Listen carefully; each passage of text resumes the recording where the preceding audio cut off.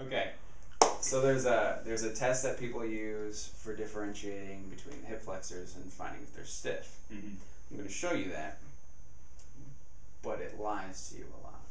Okay. So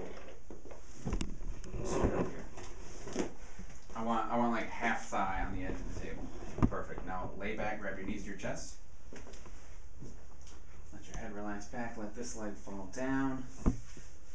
Just like this. Oh, shocker. Okay. So, this is my test. This is called the Thomas test. So I fix the sacrum to the table by keeping this leg up. And then I let this leg come into hip extension to see how much you can extend. Right, I've done this before. And yeah, I know. And it looks like you've got full hip extension.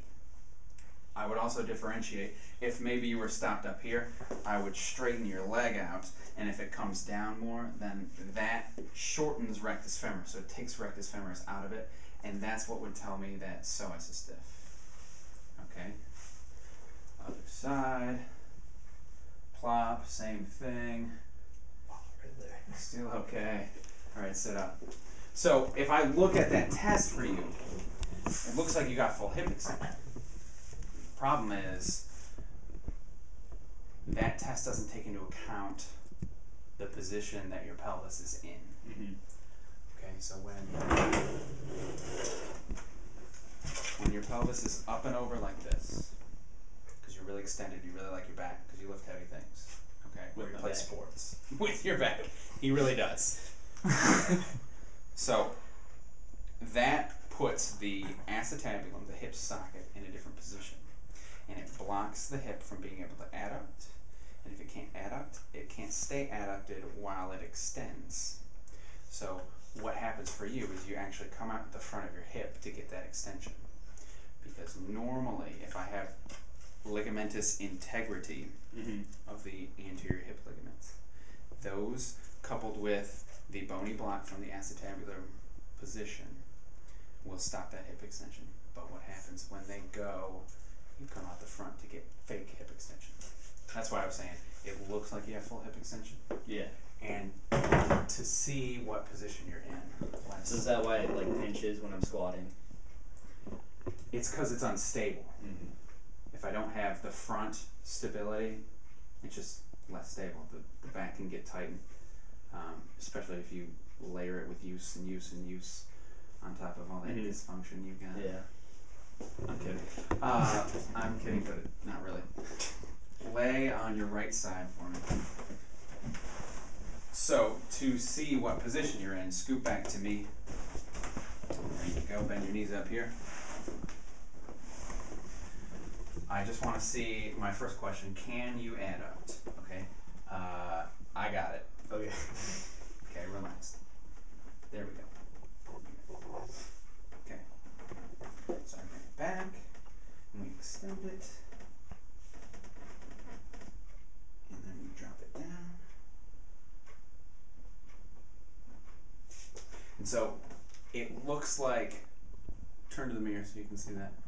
So it looks like he can drop it down, but what's happened is I can't hold his pelvis up like this. I almost broke my toe trying to do it. Okay. So, positive, cannot adduct. The thing that is adducting him is his back. Okay, flip over for me. So now I know that that left hip extension was fake. Now I know he has pathology in the front of your left hip. Okay? And it's going to be harder for you to get into that hip, into the backyard of that hip. Let this fall down. And then again, so if I let this go, this hand has to go. Again, he can't adduct. His back can adduct because you use your back for everything, right? Yep. With your back.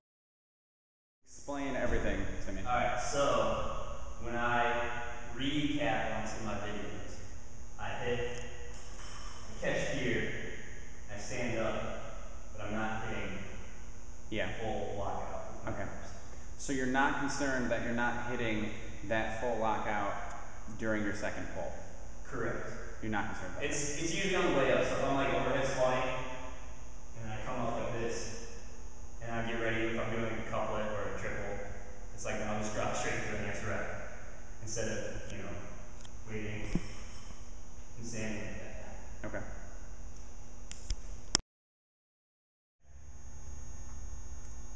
gonna say what I said? Yeah. So when I squat, I usually have pain in the front middle part of my right hip, not so much on my left. Right. Can you stand up and point to it? Right about there. Okay, cool. Okay, so the problem with the Thomas test is that it doesn't take into account your position. And if we don't know the position, I don't care about rectus femoris and psoas yet. I care about what position they're in, but that's all I really care about right now. That Thomas test, I can modify it, and I can look for different things. I can look for structural integrity of the front of your hip. But if you're not in a neutral hip position, you're still in that back-driven extension pattern. It's not telling me anything about psoas or anything about rectus femoris. So you could still have a stiff rectus femoris or a stiff psoas even though you have full hip extension, because it's going to come out of your back. So I can use other tests. I don't have a specific, I'm going to pin your hip and watch it extend, and then I'm going to see a limitation. I don't have that anymore because you've got pathological motion. What I have is I can just take in all of these tests together and see what's up. So if I'm doing your adduction drop test, seeing if you can adduct, and I find out that you can't extend without your hip innominate coming forward, that's a cue for me. So you've got a stiff hip flexor. So you still have some stiffness, but it's not the number one problem. Mm-hmm. Your number one problem is you need to get into the back of your hip. Okay, so this exercise can be one that will inhibit the front of this thigh.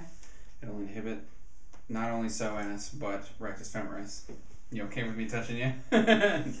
I guess so. So there are 3 steps to this. First one is I need to establish position of this rib cage. So what I want you to do, I want you to exhale, and I want you to find your back, find my hand in the table. Get all that air out. Keep going, keep going, keep going, keep going, keep going. See all that extra air you got? Keep going. See? Okay, pause. Don't let your ribs come up. Take a breath in. There you go. Exhale and just try to relax. Try to hold that position in there. That's step 1. Step 2. You're going to push down into the roller with this leg, just slightly. And we get a little bit of reciprocal inhibition, if you've learned that yet. And then step 3. Let's pick this knee up. You're going to inhale and straighten.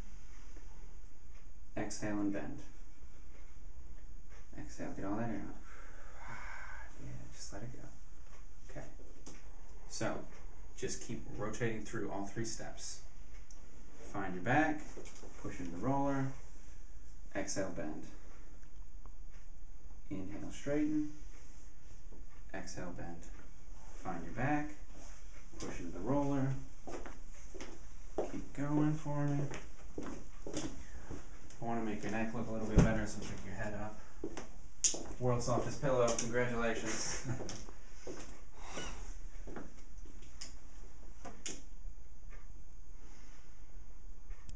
Exhale. Get all that air out, just let it go. There you go, like a good sigh, like your mom's making you clean your room. Okay, relax. Switch sides, because you're blocked on both sides. Mm-hmm. So I want you to do both sides. So again, press down as I find my back. Let's pick this up first. We're going to set up here. You're going to exhale, find your back, find this back more than the other one. So exhale, find that left back.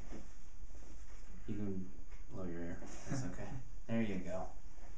Now we're going to push down with this leg, just slightly. You're going to inhale, straighten, exhale, bend.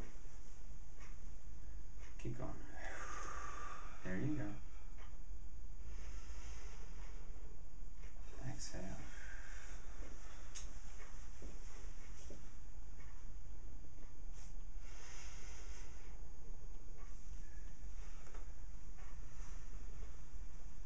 Keep going, keep going, keep going. You got tons of air. Yeah, much better. Exhale. Keep going, keep going, keep going. Straighten. Relax. So that full exhale helps keep your position. Right. Keeps the ribs down and it keeps the butt tilted back. Hips Yes. up. Rib cage down. Something like butt that. tilted back, yeah. Butt tilted back. That's a better way to put it.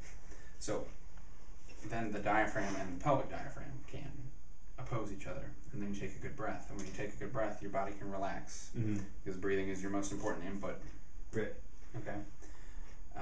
If you're only one-sided, like if your right leg can adduct but your left can't, I could still give you this exercise because you could still be stiff here, but all I'm going to do is I'm going to find that left low back, and we're going to push in with the left leg, and we're going to keep this one up with the right leg. Right. But I'm not going to do both sides. Okay. For a reposition. Does that make sense? Okay. So how come it's easier to find my right back than it is my left?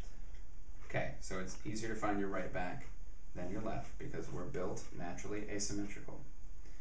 The biggest of which that I like to point out, the easiest one to think about, is the diaphragm, your breathing muscle. It's right here at the bottom of your rib cage, and it domes up inside your rib cage a little bit, and it attaches on the front of the low back of the lumbar spine. So the right side is domed up higher, and it makes a better curve. And the left side gets a little flatter because our most important input is breathing. And so if I use that big right diaphragm, I breathe a little bit better. And then I don't need to worry about, I can fix myself in on that right diaphragm, and then I can use the rest for performance. So your body is used to bringing the right ribs down, and it's used to finding the back of the right hip, and it's used to filling up the left lung, and that makes it easier to find the right back because all of those things work together. So we just did the alternating rectus femoris inhibition thing. It's got a really long name. And I'm going to retest Jess to see if he fixed his position at all. Okay, let your leg fall down. Adduct. Hand doesn't move. Flip over for me.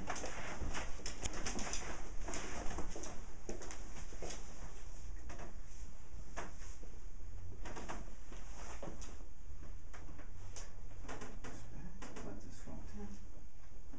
Love it. Cool. So, Jess, I want to show you one more exercise. That one we did on the table is probably enough for you, but if you need further inhibition, or any of your clients need further inhibition, this can be a good way to do it. First, though, we need to talk about the hip flexor stretch and how people mess it up. So, what they do, can you just push your hips forward? Yes. Okay. So, this is considered a hip flexor stretch by a lot of people, and it's not your hip flexor that you're stretching, it's the anterior ligaments of your hip.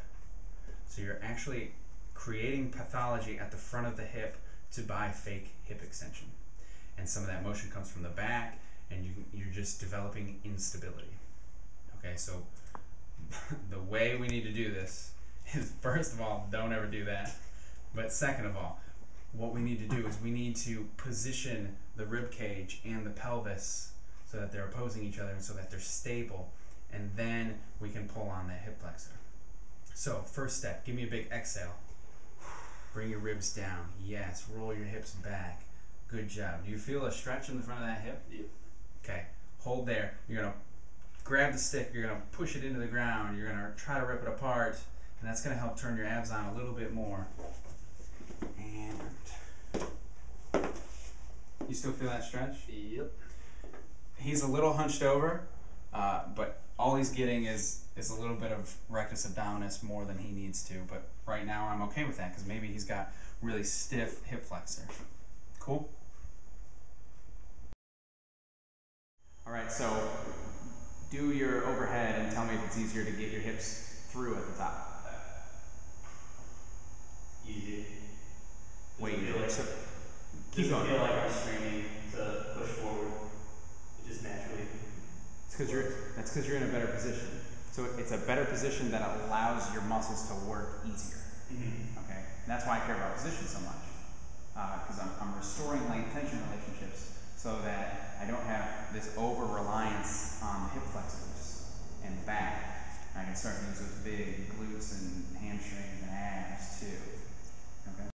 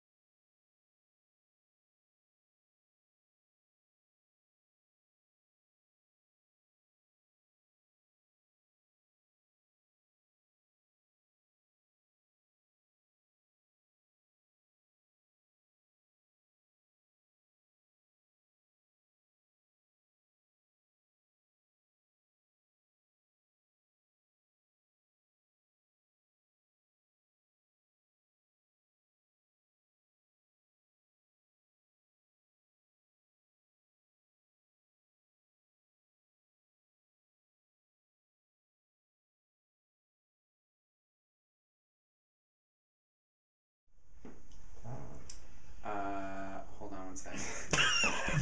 You've got neurological deficits. Deficits? Probably not the right word. Let's try. Hopefully the full version doesn't make it out. Hopefully it does. Okay. So there's a test that people use.